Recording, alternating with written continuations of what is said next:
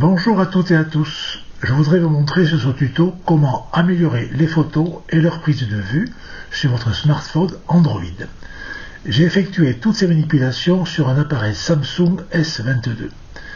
Je pense que vous arriverez à trouver les mêmes manipulations sur votre smartphone. Les éléments à rechercher dans les paramètres ne seront pas exactement au même endroit, peut-être, en fonction de votre smartphone, mais avec un peu de courage et de ténacité, vous y arriverez. N'oubliez pas également de mettre à jour votre système Android présent sur votre appareil. Première astuce sur les photos, comment savoir où a été prise une photo et à quelle date a eu lieu la prise de vue. Pour cela, il est nécessaire que votre smartphone possède un GPS et que vous ayez activé la localisation pour l'appareil photo. Nous allons voir maintenant comment activer cette localisation si vous l'avez désactivée.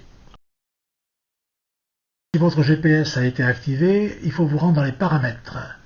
Une fois que vous êtes dans les paramètres, vous cherchez l'item application. Le voilà, hop, application, le voici. Vous cliquez dessus et vous cherchez l'application appareil photo. Appareil photo, vous cliquez dessus et nous allons dans les autorisations. Et là, nous cherchons position.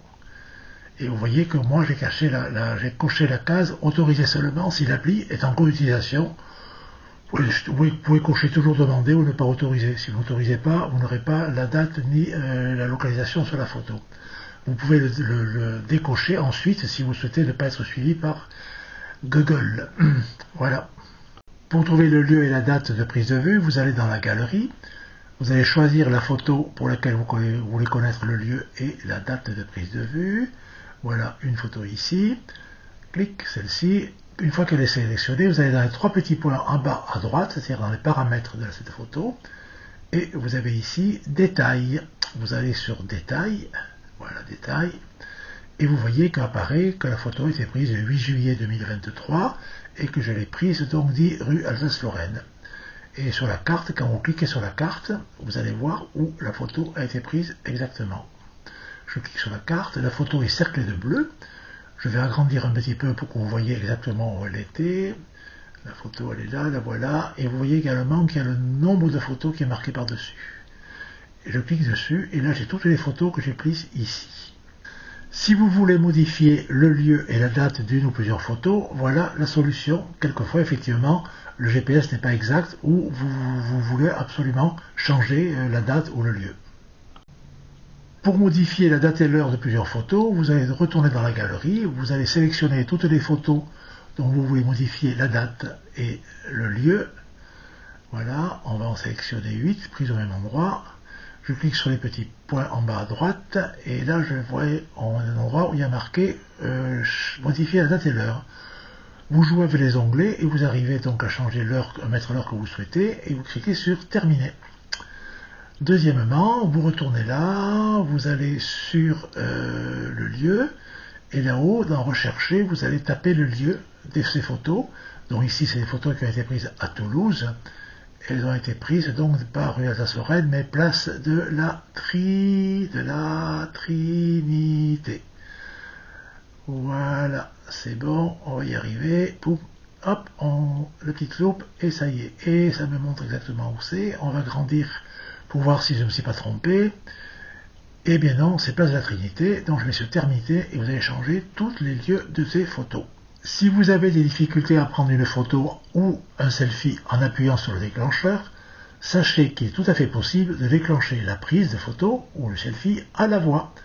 Voilà la solution, il suffit de connaître les mots magiques. Pour cela, il vous faut aller dans les paramètres de l'appareil photo. J'ouvre l'appareil photo, en haut à gauche, la roue dentée, je clique dessus et je cherche ces modes de prise de vue. Voilà, mode de prise de vue. Et je tombe là sur commande vocale. Prenez des photos en disant sourire, cheese, capture, shooter, ou enregistrer des vidéos en disant enregistrer une vidéo. On peut enregistrer des vidéos également. Voilà un exemple avec cheese, et ça marche. Ouais, c'est super, hein. Cheese, et ça marche. Et voilà, vous savez maintenant prendre des photos à la voix. Vous avez pris la photo du siècle, mais il y a juste un élément qui vous gêne. Voilà comment effacer un élément gênant sur une photo. Pour effacer un élément gênant, nous allons d'abord trouver la photo. On cherche la photo, voilà. On va choisir une photo. Ah, celle-là paraît pas mal. Voilà, cette photo que je vais choisir est absolument extraordinaire. J'ai l'air absolument intelligent par-dessus. Mais ce qui me gêne, c'est le type qui rame par derrière et qui est dans mon chapeau. Et ça me gêne énormément. Alors, on va essayer de le supprimer. Nous sommes sur la photo et nous allons donc supprimer ce monsieur qui a eu l'indélicatesse de se placer derrière moi.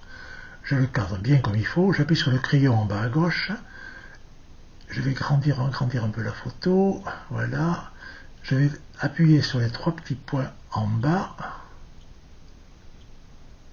et je vais marquer effaceur d'objet. Et là, avec mon petit doigt, je vais délimiter la zone à sortir.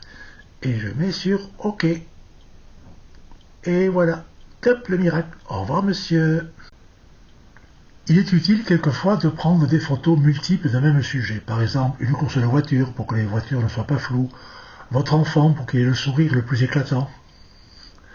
Et cela donc s'appelle des photos en rafale. Et nous allons prendre donc une dizaine, une vingtaine, une quarantaine, une centaine de photos en l'espace de 2, 3, 4, 5, 6 secondes. Et ensuite, vous pourrez choisir la photo de vos rêves.